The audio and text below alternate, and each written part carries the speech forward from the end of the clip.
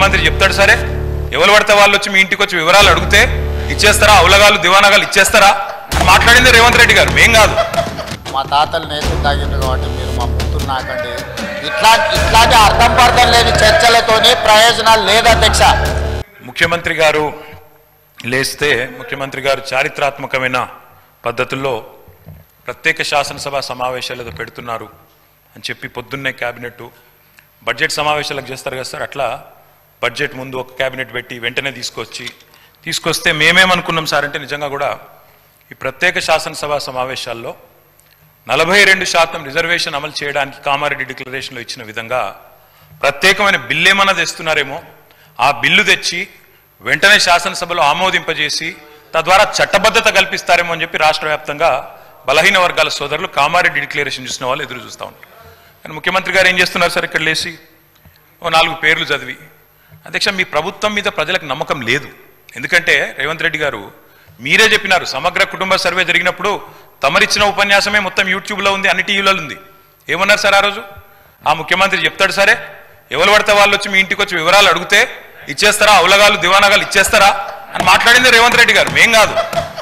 మీరు చెప్పిన మాటలనే ఎన్యూమరేటర్లకు చూపెట్టి చెప్పినారు, మేము ఇయ్యము మీకు వివరాలు, 57 రకాల వివరాలు అడుగుతున్నారు, ఎట్లిస్తాము మీరే అన్నారు ఆనాడు. ఎవరు పడితే వాళ్ళకి ఇచ్చేస్తామా వివరాలు అని మాట్లాడింది, అదే చూపెట్టి అడిగింది. అధ్యక్ష వాస్తవం ఏంటంటే అధ్యక్ష, సమగ్ర కుటుంబ సర్వే 2014లో జరిగింది. శాంతికుమారి గారు ఉన్నారు, రామకృష్ణారావు గారు ఉన్నారు, సందీప్ కుమార్ సుల్తానియా గారు ఉన్నారు. అప్పుడు ఇదే అధికారుల అధ్యక్ష, అప్పుడెవరు వేరే లేరు. సమగ్ర కుటుంబ survey, I'm saying this on record, I worked as a minister for 9.5 years. Yes, చేసింది మొత్తం ప్రభుత్వ అధికారులే, చేపించింది ప్రభుత్వమే. Yes, it is an official document. అందులో ఖచ్చితంగా మేము ఓపెన్ గా వెబ్సైట్ లోనే పెట్టినాం, అసెంబ్లీలో కాదు, చాటుమాటుకు కాదు, పారదర్శకంగా వెబ్సైట్ పెట్టాం. ఆ వెబ్సైట్ లోంచే పాయల్ శంకర్ గారు తీసుకున్నారు. ఏముంది అధ్యక్ష సమగ్ర, ఒక మాట మీ చేతిలో కూడా అదే ఉంది. ఏముంది అధ్యక్ష అందులో డేటా? తేడా ఏంటంటే కేసీఆర్ గారి ప్రభుత్వానికి కాంగ్రెస్ ప్రభుత్వానికి అధ్యక్ష, సమగ్ర కుటుంబ సర్వేలో పాల్గొన్న కుటుంబాల సంఖ్య 1,03,00,000 కుటుంబాల అధ్యక్ష, 1,03,95,000. మొత్తం పాల్గొన్న ప్రజలు 3,68,00,000. 3,68,00,000 జరిగింది ఒక్క రోజులో 24 గంటల్లో రాష్ట్ర వ్యాప్తంగా ప్రతి ఇంటిని ఎన్యూమరేట్ చేసి అత్యద్భుతంగా చేసినాం మేము. చేసిన తర్వాత ముఖ్యమంత్రి గారు నిజంగా ఎంత మిస్లీడింగ్ గా మాట్లాడుతున్నారంటే అధ్యక్ష, వారు అంటారు అధ్యక్ష ఇంతకు మించిన టాపిక్ లేదు అధ్యక్ష, వారు అడిగిన ప్రశ్నకు తప్పకుండా మా ప్రభుత్వం గతంలో చేసిన పని గురించి వారు అనుమానాలు తలెత్తే విధంగా ఏదైతే మాట్లాడినారో దాని గురించి చెప్పాలి అధ్యక్ష. వారు అంటారు అధ్యక్ష బీసీల సంఖ్య అందులో ఎంత అని. ఎస్, ఆనాడు బీసీల సంఖ్య సమగ్ర కుటుంబ సర్వే ప్రకారం 1,85,61,856, 51%. 51% బీసీలు ప్లస్ అది కాకుండా ముస్లిం సామాజిక వర్గంలో ఉండే బీసీలను కూడా కలుపుకుంటే 10%. మొత్తం ఆనాడు సమగ్ర కుటుంబ సర్వే ప్రకారం రాష్ట్రంలో బీసీల సంఖ్య 61%. ఈ రోజు రాష్ట్ర వ్యాప్తంగా మేము మాట్లాడడం కాదు అధ్యక్ష, ఇక్కడ మా శ్రీనివాస్ యాదవ్ గారు కరెక్ట్ గా చెప్పినారు. మీ కాంగ్రెస్ పార్టీ ఎమ్మెల్సీ చెప్తున్నాడు బయట, దీన్ని తగలబెట్టండి, ఇంకా గలీజ్గా మాట్లాడింది నా మాట అన్న, తగలబెట్టండి అన్నాడు. దీన్ని తగలబెట్టండి, ఈ నివేదికను తప్పుల తడక అని కాంగ్రెస్ పార్టీ ఎమ్మెల్సీ చెప్తున్నాడు, మేం కాదు. రాష్ట్ర వ్యాప్తంగా బలహీన వర్గాల సంఘాలు చెప్తున్నాయి. ఏమని చెప్తున్నాయి అధ్యక్ష? సమగ్ర కుటుంబ సర్వేలో 1,85,61,000 ఉన్న బీసీలు ఎట్లా 1,64,00,000 తగ్గినరు, 51% 46% ఎట్లయిందని అడుగుతున్నారు. శంకరన్న కూడా అదే అడిగింది కదా అధ్యక్ష, తప్పేం అడిగిండు? ఇక్కడ శంకరన్న ఒక్కడే అడుగుతున్నాడు అధ్యక్ష, బయట మీ కాంగ్రెస్ పార్టీ ఎమ్మెల్సీ మాట్లాడుతున్నాడు, మీరిచ్చిన స్టేట్మెంట్ను మీరిచ్చిన నివేదికను తగలబెట్టమని చెప్పిండు అధ్యక్ష, మామూలు కాదు. ఇంకొక మాట అధ్యక్ష, మేము అనుకున్నాం అధ్యక్ష శాసనసభ సమావేశం ప్రత్యేకంగా పెడితే, ఇవాళ ఏం చెప్పినారు మీరు కొత్తగా? మీరు చెప్పింది ఈరోజు చెప్పింది మొన్న ఉత్తమ్ కుమార్ రెడ్డి బయట ప్రెస్లే చెప్పింది. ఆయన ఉత్తమ్ కుమార్ రెడ్డి గారు సబ్ కమిటీ చైర్మన్ గా ప్రెస్ మీట్ లో ఇవాళ మీరు చెప్పిన లెక్కలని మొన్ననే చెప్పిండ్రు. ఎందుకు పెట్టిండ్రు మీరు? ఇవాళ మేమేమనుకున్నాం, 42% రిజర్వేషన్ ఇవ్వడానికి చట్టబద్ధత కల్పిస్తూ బిల్లు తెస్తారనుకున్నాం. లేదా మీరు చెప్పినట్టు 56% బీసీలుంటే ఆ 56% బీసీలకు బీసీ సప్లాన్ చేస్తారేమో అనుకున్నాం. ఏమీ లేకుండా ఇలా వచ్చి ఒక స్టేట్మెంట్ ఇక్కడ పెట్టి ఏదో సాధించిన చరిత్ర అంటే అధ్యక్ష 5% బీసీ జనాభా. అధ్యక్ష 9.5 సంవత్సరాలు మంత్రిగా చేసిన మా తాతలు నేతులు తాగిండ్రు కాబట్టి మీరు మా మూతులు నాకండి. ఇట్లాంటి అర్థం పర్థం లేని చర్చలతోనే ప్రయోజనాలు లేదు అధ్యక్ష. ఇప్పుడు ఈ డాక్యుమెంట్ ఏదైతే ఉందో ఇది అఫీషియల్ వెబ్సైట్లో లేదు అధ్యక్ష. తెలంగాణకున్నది టీజీ ఆన్లైన్ వెబ్సైట్ అధ్యక్ష.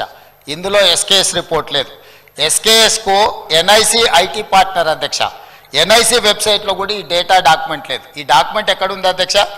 ఎంసీఆర్ హెచ్ఆర్డి వెబ్సైట్లో ఉంది. మరి చెన్నారెడ్డి హ్యూమన్ రిసోర్స్ దాంట్లో ఇందులో ఉంది. ఈ వివరాలు ఎవరు తయారు చేసిండ్రు, ఎవరు అందులో పెట్టిండ్రు, ఎవరు ఓనర్షిప్ క్లెయిమ్ చేయలేదు అధ్యక్ష. Point number 1. పాయింట్ నెంబర్ 2 అధ్యక్ష, ఈరోజు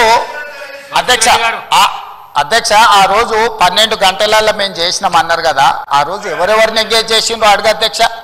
దారిన పోయే దానే నుంచి ఎవడు వస్తుండో, ఎవడు పోతుండో, ఎవరికి ఏ బాధ్యత ఉందో, ఎవరు చేసిండో వాళ్ళ వివరాలు వీళ్ళ దగ్గర ఉన్నాయి అధ్యక్ష. ఇండ్లలోకి వచ్చి అడిగినోడు ఉదయం 7 గంటల నుంచి సాయంత్రం 7 గంటల వరకు 12 గంటల్లో ఇన్ని కోట్ల మందిని మేము చేసినామని వాళ్ళు చేస్తున్నామని చెప్పడానికి నటించి చేసిరు.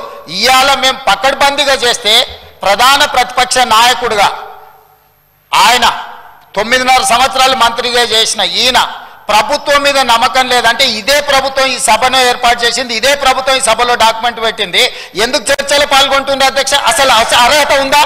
అసలు ఈ చర్చలో పాల్గొనే అర్హత ఉందా అధ్యక్ష? ప్రభుత్వం మీద నమ్మకం లేదని ప్రధాన ప్రతిపక్ష నాయకుడు ప్రభుత్వం మీద ప్రజాస్వామ్యం మీద నమ్మకం లేదని సభలకు రాకపోను వచ్చిన ఆయన ప్రత్యేకించి మాట్లాడుతుంటే నేను ఒక్కటే మాట చెప్పదలుచుకున్నాను అధ్యక్ష. దయచేసి తమరికి విజ్ఞప్తి చేస్తున్నా, ఈ సర్వేలో పాల్గొన్న వాళ్ళను మీరు శిక్షించాలి. ఆ శిక్ష మొట్టమొదట ఈ సర్వేలో పాల్గొన్న వాళ్ళకు మీరు మైక్ ఇవ్వద్దు అధ్యక్ష. సర్వేలో పాల్గొంటేనే మైక్ ఇవ్వండి దయచేసి.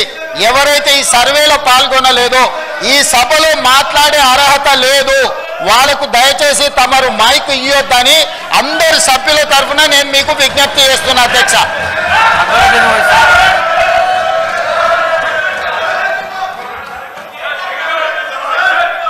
Honorable Speaker, sir.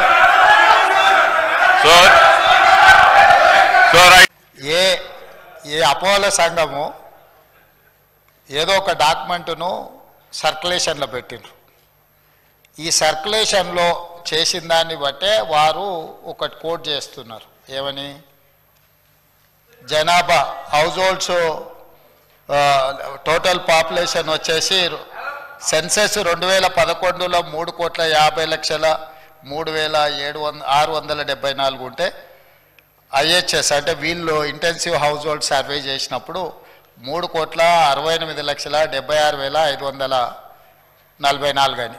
అంతేనా పాలశంకర్ గారు? మీరు మీరు చెప్పింది ఇదేనా? అది ఏ పేజీలో ఉంది అని అంటే మరి పేజీ నెంబర్ ఇక్కడ లేనట్టుంది. కానీ అట్లనే కొంచెం అట్లా లోపలికో మిత్రమా, ఒక శాంటిటీ మళ్ళీ అడుగుతా. అదే దాంట్లో కొంచెం ముందుకెళ్తే కాస్ట్ వైజ్ పాపులేషన్ అని ఒక పేజీ ఉంటుంది. సీరియల్ నెంబర్ దీంట్లో లేదు కానీ ఒక్కసారి అది 33 పేజ్ నెంబర్ 33